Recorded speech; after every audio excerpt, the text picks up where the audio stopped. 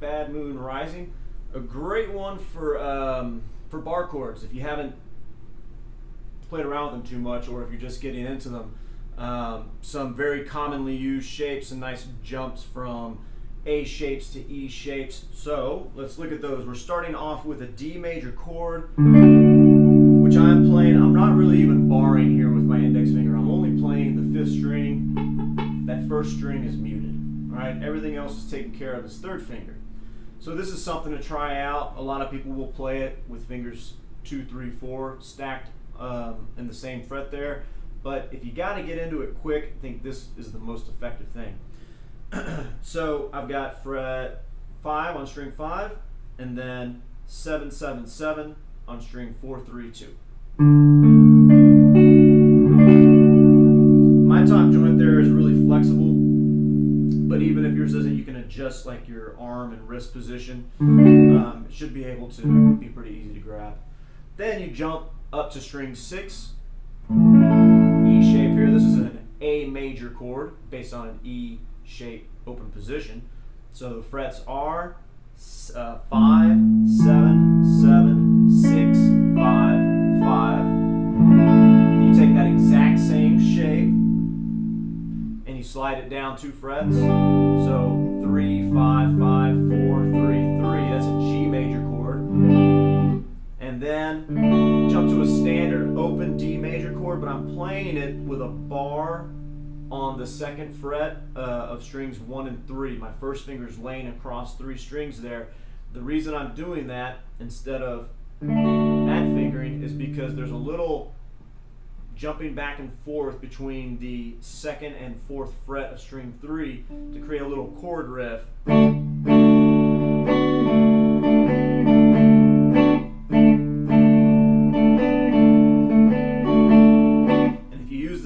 Fingering, then you're going to be trying to use your pinky like that, which is not going to be that comfortable. So we adjust how we play that D major chord, and we just use the 3rd finger. It's a lot easier to grab that. We'll walk through that in a second, though. All right, so the main riff, the D is going to go like this: down, down, up, down, down, down, up, down, and I'm playing that short, long.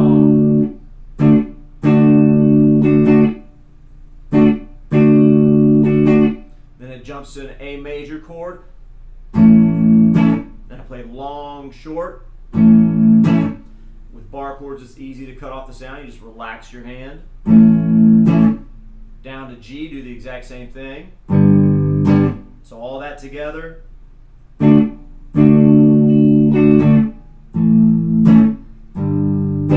more time.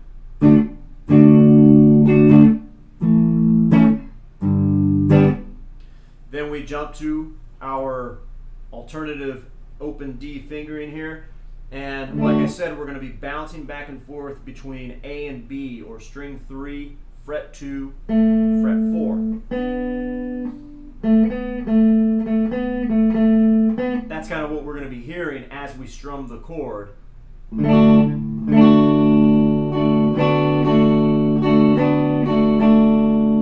So I'll do that with the first 2 strums, and then just the notes. That's what we're listening for there.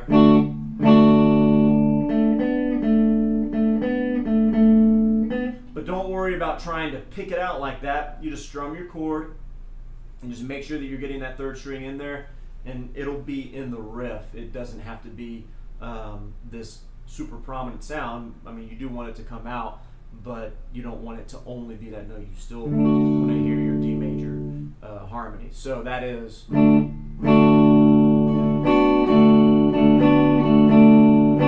Easiest way to manage that is to use small motions with the right hand.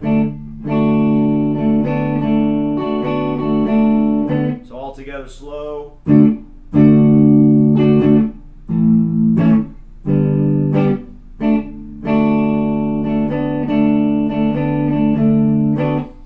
D riff is going to keep coming back, and that's all the chords. There's really not much to it. It just moves quick. So then when you get to the chorus, you got a G chord.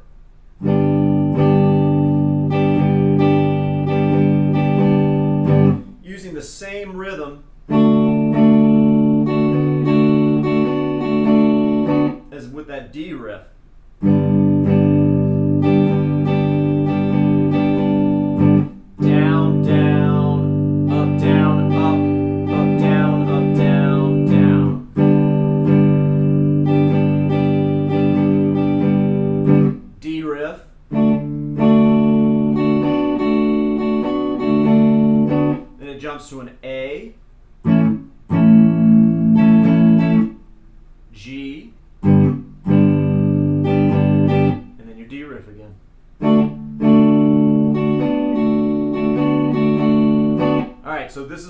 verse. I'll do that one more time. This is the first section we were talking about. So the verse section.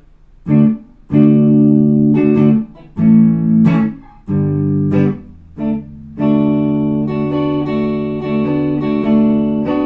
that just repeats over and over.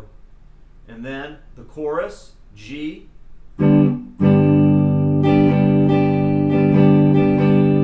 D riff, A, G, and D riff. That's really it. There's just the chorus is just basically a variation of the verse, and a very, not a huge variation. So, as always, practice your transitions slow. If you haven't played bar chords before, take your time with them. If you have an electric, I recommend playing on electric first, so you don't feel like you have to mash those strings down too much. You don't want to hurt your wrist or fingers or do overkill on it. But I'll have a technique video talking about bar chords, specifically how to apply pressure and all that stuff. So go check that out. But if you're already comfortable with them, then it's just a matter of getting the strumming directions down and hearing the song. And one thing I recommend trying out is to, the D riff doesn't always have to sound exactly the same. To kind of play around with your rhythm and maybe even play around with your notes. You could get that 4th fret on string 4 in there. You can start to just kind of make up riffs.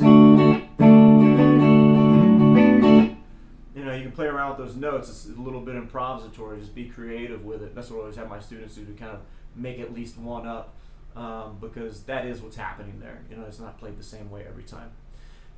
Anyways, guys, have fun with it. Let me know if you have any questions. See you in the next video. Thanks a lot.